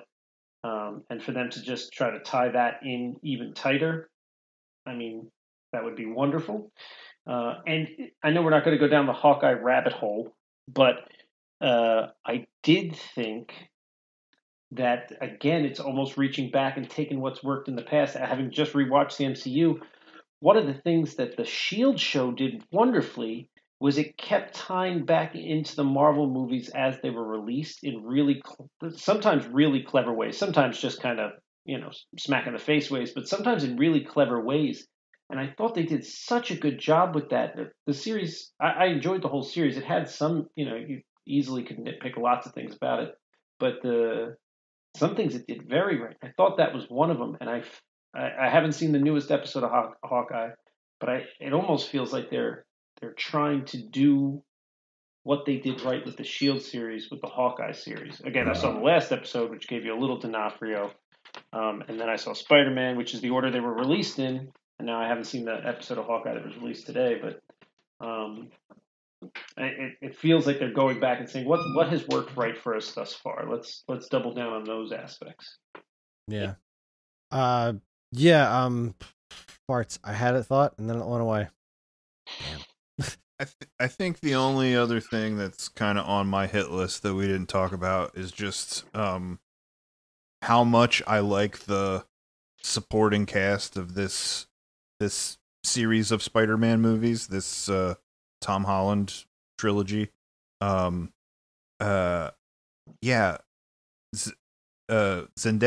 and what's the kid's name that plays Ned? Ned, I don't know. Jacob something or other.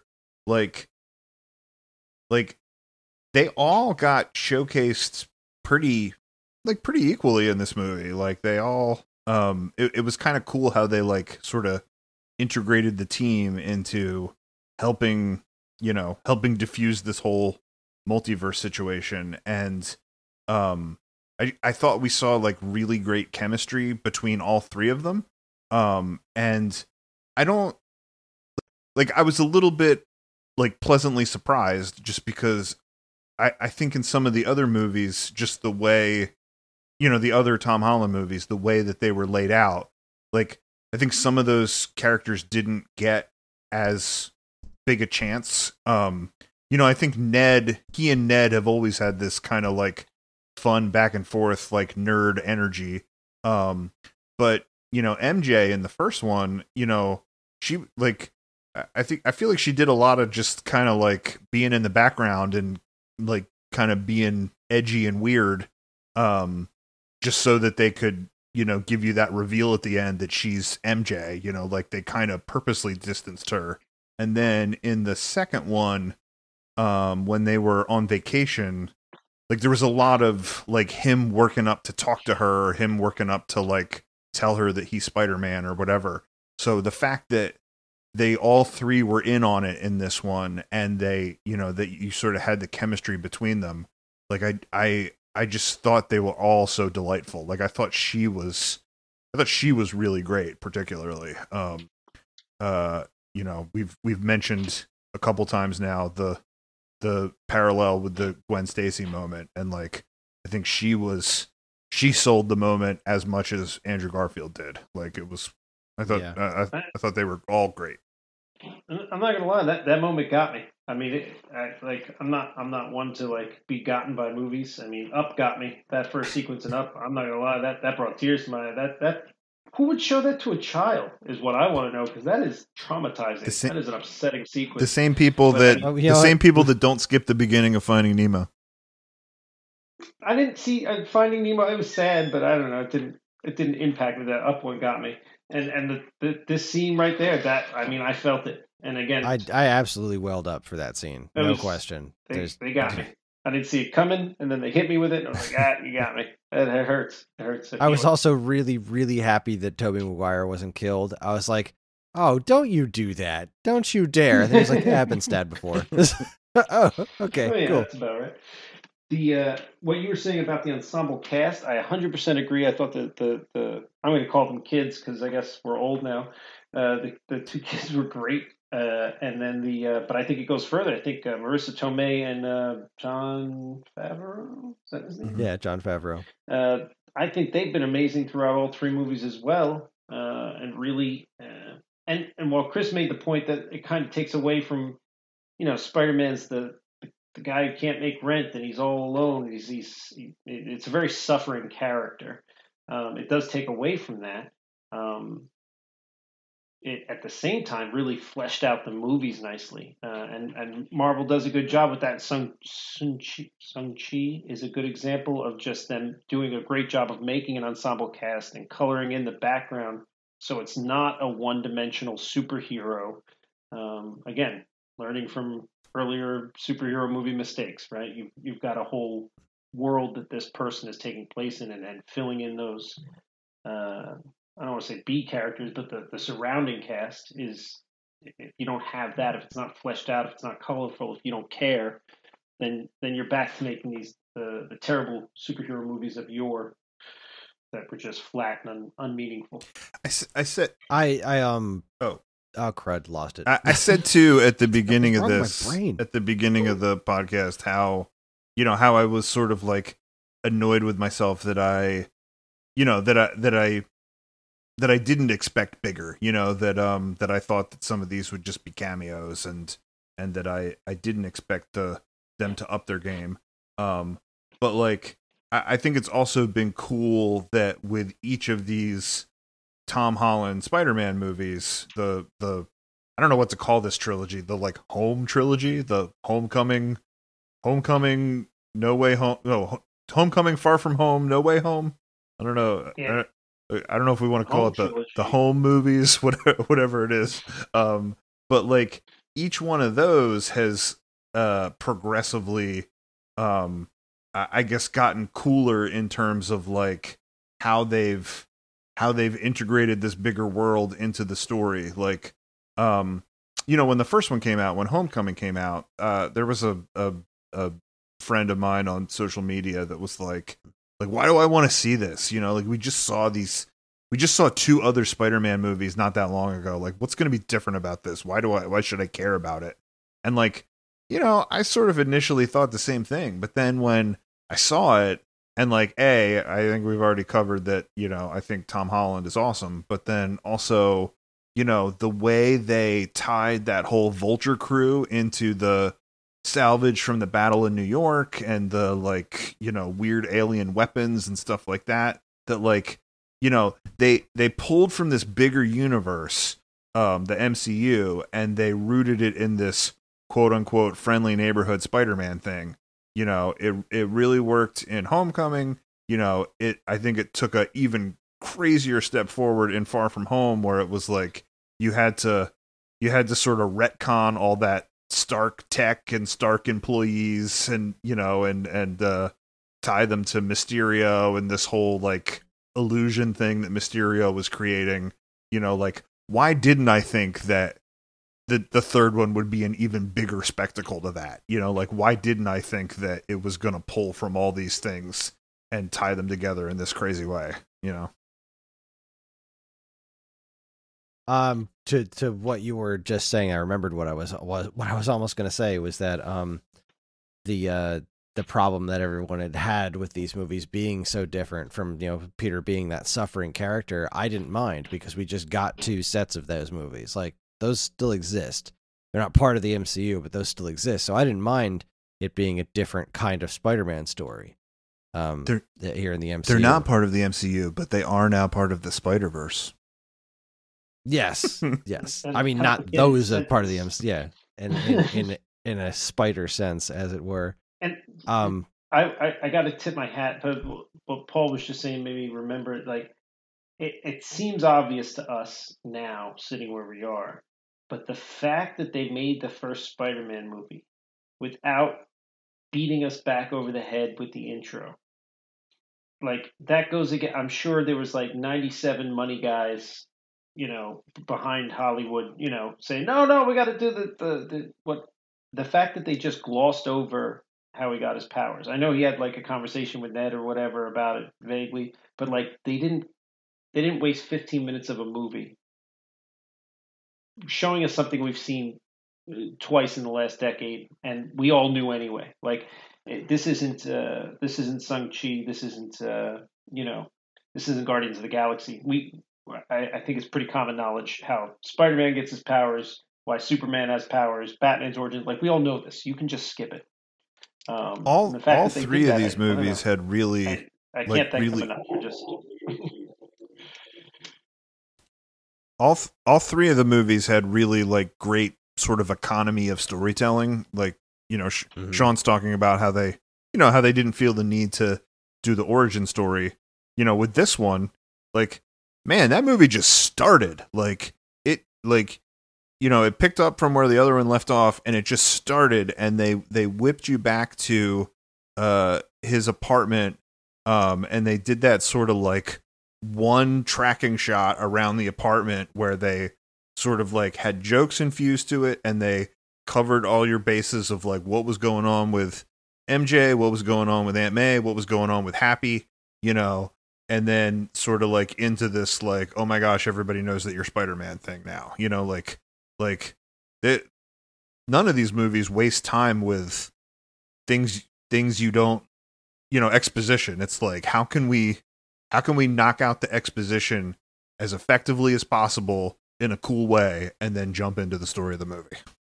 Yet it's still, I think the movie was damn near 3 hours long, which I'm not complaining because I enjoyed it. And you are 100% right. There was an economy of storytelling, but it still took 3 hours because they told us so much, which is wonderful. Again, not a complaint, just a wow. Really, really happy with that. All right, I got a couple things that I wanted to hit on that we haven't touched on yet. One, I was really, really sad that they killed Aunt May. I understand why, because I feel like with that spell at the end, I don't know how you could possibly how it could work that Aunt May would forget that Peter exists or that he's Spider-Man or anything. I feel like that wouldn't work. And I guess, we've always kind of assumed that he had an Uncle Ben who died. They don't really go into his origin all that much. But I was really bummed that she was dead. Like, because I thought Marissa Tomei was great in that role. But you know what, man, was that well done? Because because when they're all on the roof, like she says that great power comes great responsibility. I think they altered the line a little bit. From my understanding, they altered it to like what it actually is in the comic, but they say the great power comes great responsibility line, and I'm watching it. I'm like, oh God, they didn't. I'm like, did they really do this? Like, I started being like, it's gonna go to this place, and then when they're all on the roof talking about it, and the other two Spider-Men finish his sentence for him, and they're like, yeah, Uncle Ben said that. It really tied it together in a nice way, and they didn't dwell on that phrase like they did in the Raimi ones. It was this it was this really clear, concise thing to unite the three Spider-Men, and then they moved on. It was cool. Yeah. All right, so my second one, and I've actually had this one floating around my head since before this movie, and this only made it worse. Well, worse, not actually worse, but you'll know what I mean. Is what the hell is Wong up to? Yeah. Like, all right, so we found out now he's actually the Sorcerer Supreme. He was at the end of Shang-Chi with the rings, being like looking into what is this message that's in the rings. So that was fascinating. But also, like earlier in the movie, he was having like a sparring match with Abomination, which is like, and like they weren't angry with each other. It was it was arranged, like it was a thing that they were doing. What the hell is he doing with Abomination? Where the hell was he going when he was just like, you know what? Leave me out of this. I'm out. I got more important things to do. What is your more important thing to do, Wong? I want some sort of special or something that just shows me what the hell he's been up to, because whatever it is, I'm very interested in it. If Disney doesn't think I'd watch a Wong movie, they're wrong. That character's great, and I am interested as you are. And Abomination's clearly the sidekick there. Let's go see what's happening with Wong. Because they've already confirmed that Tim Roth is going to be doing Abomination again in the She-Hulk series. To what extent, we don't know. I'm assuming Matt Murdock's going to show up in She-Hulk because lawyers. He's a lawyer. Yeah. Like that seems an easy in. Feel like that makes a lot of sense. But everything they set up with with Shang-Chi and Wong was really interesting to me.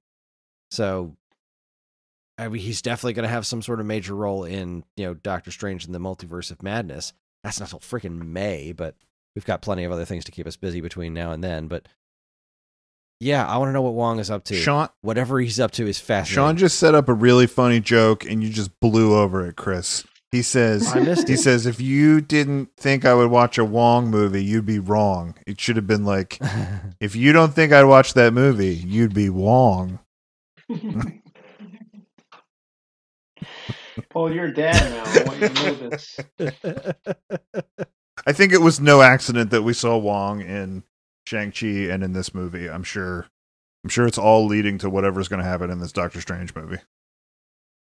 Yeah, for sure. And I'm very excited about it. I'm very excited about all the stuff that's coming up next. I mean, there's a lot of stuff on the table right now. I mean, how many freaking series are on the way? There's Moon Knight, there's She-Hulk. She-Hulk, there's Miss Marvel. And I heard we were getting a one-shot Werewolf by Night. Every now and so I don't go on the internet. Yeah, there's a Werewolf by Night. Jacqueline yells stuff out at me. There's a one-shot Werewolf by Night. That's definitely happening. There's Ironheart. There's Secret Invasion. I'm surprised they're blowing Secret Invasion on a TV. I say blowing. I've enjoyed the TV series as much as I've enjoyed the movies, but like it's a big storyline, so I'm surprised it's not like, everyone's talking about, or a lot of people talk about like who's the next big villain, because you just killed off Thanos. Who's the next Thanos? Part of me, one of the things that ran through obviously Kang seems to be getting set up as the next big villain at this point, but one of the things running through my head was maybe it's not a next big villain, maybe it's Secret Invasion. You could, there's not, that's a whole race of villains. Is Secret Invasion the Skrull takeover? Yeah. Yeah. Oh, okay.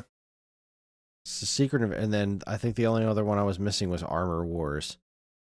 That we know of, and then that's not even covering the movies we know are happening: Wakanda Forever and Doctor Strange Multiverse of Madness, Thor: Love and Thunder. There's a lot on the way. I don't know. Again, I don't watch a lot of previews or anything. I heard something about Armor Wars when I think of the comic book Armor Wars. There's a couple Daredevil bad guys like from way back when. There hasn't been anything confirmed about Armor Wars other than it exists. So the comic book Armor Wars, like, I don't know, we might be getting ourselves a Beetle. I'd take a Beetle. I'd take a Stilt Man, Some good stuff. I want Stilt Man. That would be amazing. What Daredevil issue number 4 was the first appearance of the Purple Man. What a ridiculous character. And the freaking, was he... David Tennant's take on Purple Man was terrifying. Was that the best Marvel villains thus far? Like, I mean, and I love Kingpin. I think D'Onofrio's Kingpin is spot on. But Tennant's Purple Man was... Yeah. Oh, God. That was incredible. Yeah, that was amazing. So good. Yeah. So if they can do that with the Purple Man, I mean, I know Stiltman's also a ridiculous character, but I don't know. I'm excited to see it. I want to see... Yeah, I'd love to see what they can do with Stiltman. That would be amazing. I'm right in the middle of reading the Jason Aaron run of the Thor series where where he fights Gore the God Butcher and where Jane picks up the hammer. It's really good. So I'm really interested in this Thor: Love and Thunder because that's, I guess, the story that it's based on. I like Ragnarok so much. I like that director, so like I'm kind of glad he got another bite of the apple. Like I'm glad it wasn't 2 Thor movies and then one that was drastically different. I think that this comic book I'm reading is going to make a cool 4th movie. That's Taika Waititi, right? Yeah. And he's the same guy who did What We Do in the Shadows, right? Yes, I think so. If you haven't watched that, right. There's an Agatha Harkness show coming out. Oh, yeah. All right. Here we go. This is what we've got. This was already happened. All right. Thor: Love and Thunder, Doctor Strange, Black Panther: Wakanda Forever. This says The Marvels, but I feel like that was. Oh yeah, that's right. That's still happening. The Marvels is. That's going to be a movie. That's a movie. That's the Captain Marvel and Ms. Marvel team up movie. That's like Captain. I think Marvel it's going to be 3 of them. It's going to be Captain Marvel. It's going to be this one from the TV show, and then it's going to be Monica Rambeau who got powers. Monica Rambeau too. One from the TV show. Monica Rambeau showed up in right. In WandaVision. Guardians 3, Ant-Man and the Wasp: Quantumania, Fantastic Four, and then 2 untitled films slated for 2023 and 2024. That's what's been announced in movies. As far as TV shows, we still have Ms. Marvel, Moon Knight, She-Hulk, What If Season 2, the Guardians of the Galaxy Holiday Special, Secret Invasion, Agatha Harkness, Armor Wars, Echo, Ironheart, and some sort of untitled Wakanda series, as well as the Werewolf by Night special. I'm going to watch every single one of them. The Guardians of the Galaxy, the Guardians of the Galaxy Holiday Special is cracking me up, and I cannot wait. You caught the riff tracks that they did like a few weeks back, right? No, I haven't seen a riff tracks in ages. They did a riff tracks for Star Wars Holiday Special. Oh God, that sounds amazing. You know what? It was, but I mean the movie, whatever that thing is, Holiday Special. That's hard to get through. It is hard to get through, even with them going. I mean, like it helps, but it's still like every now and then they're quiet for a minute, and you're like, "What is happening?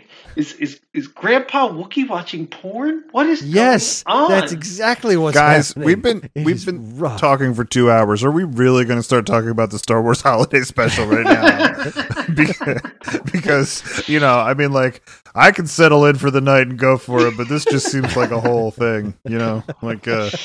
We'll save that for the S movie. That's a podcast for another. That's a bold move when the first 40 minutes of your movie people only speak Wookiee. Oh God! Oh, it's brutal. Yeah, it really was. All right. I mean, I think I'm tapped out. I mean, I could honestly keep talking MCU all night, but I mean, as far as like really tying what we saw. I loved the way the movie worked. I couldn't believe how much they put the other characters in, how much they made the villains matter. They made the other Spider-Mans matter, and how another thing I would really love to see is what happened when they went back. Like, I would love to see Cured, like what happens to Cured? Doc Ock. Doc Ock. Like, does he still die, or does he? Like, where exactly was he plucked from? Like, more importantly, Cured the Norman Osborn. Like, what the hell happens when he goes home? Like, I want to see what happens when all these, saved villains go back to their collective universes. I would love to see the aftermath. Yeah, I think you'll never get that, but I think that I think I'll get it in a comic book. I think that's how they'll. Well, I think things must have played out for Doc Ock similarly, because in both continuities he the inhibitor chip got restored, and he had to take that energy ball and sort of sacrifice himself, but like, did he build the energy ball yet? Because if he hasn't built the energy ball yet, like when because we know he got plucked right when he was choking out Spider-Man, right? Yeah, and like which time? Like, he was choking out Spider-Man in the fucking bank, Right. When he was robbing the bank. So I don't know. Who knows? So one thing about it seemed to me like I didn't understand that they spent time curing Sandman. Like, you didn't really have to do that. He was kind of on your side, right? Like he right. He just kind of blew away at the end, right? Right. But I think he wanted to be human again. Oh, so all right. I mean, if he wanted to be human, but like the three Spider-Men in this movie took time to figure out a cure for him, quote unquote cure for him, but he Mhm. wasn't trying to stop them, nor was he in danger of dying because of his powers. And if anything, he would have helped them set off there was that fight where they were trying to we have to cure the guys and then set the thing off, and the of course the lizard and the bad guys were trying to destroy the box.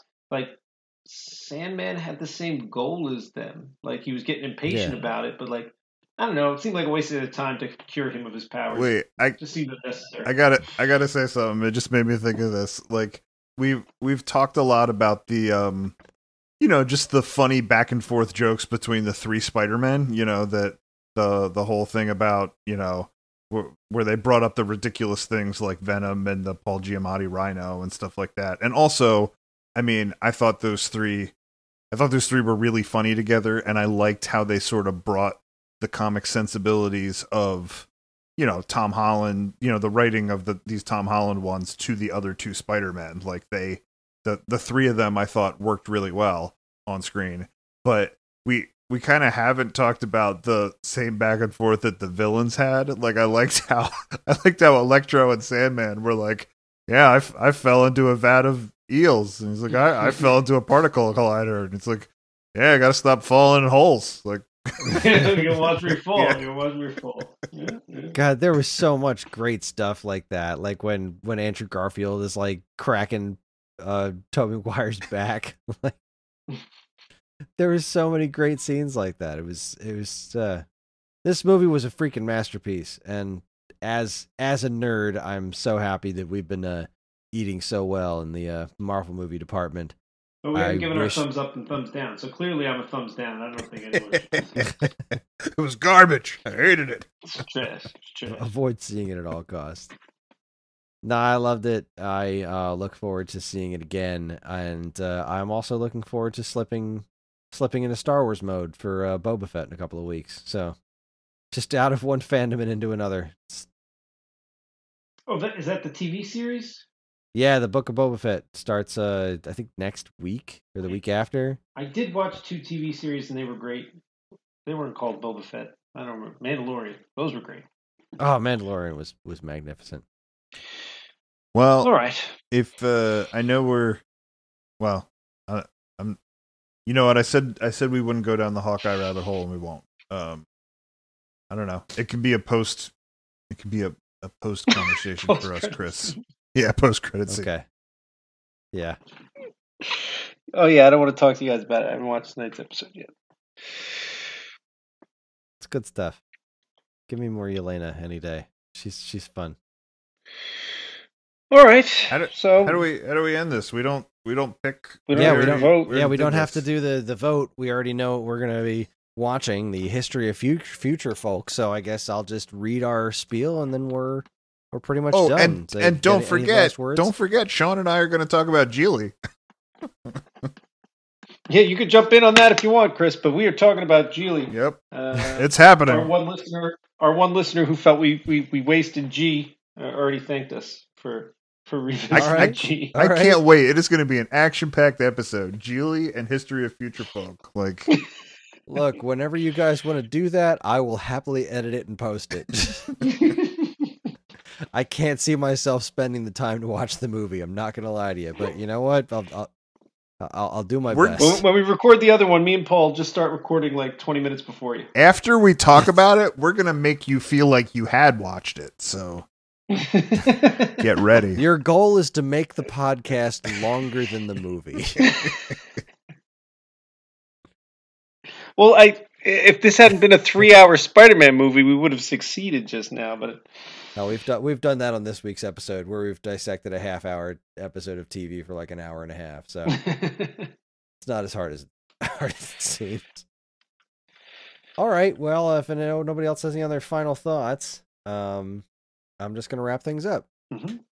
A Theater Near You is a part of the Geekade Podcast Network, and if you'd like to get in touch with us and you share your comments, movie suggestions, or whatever, you can send us an email at mail@geekade.com. We can also be found on most social media outlets and the official Geekade Discord server, all of which can be found in our show notes. Thanks for listening, everybody. We'll see you next time in the theater near you. Bye. Bye. Spider-Man does whatever a spider can. Spins a web any size, catches thieves just like flies. Look out, here comes the Spider-Man. Is he strong?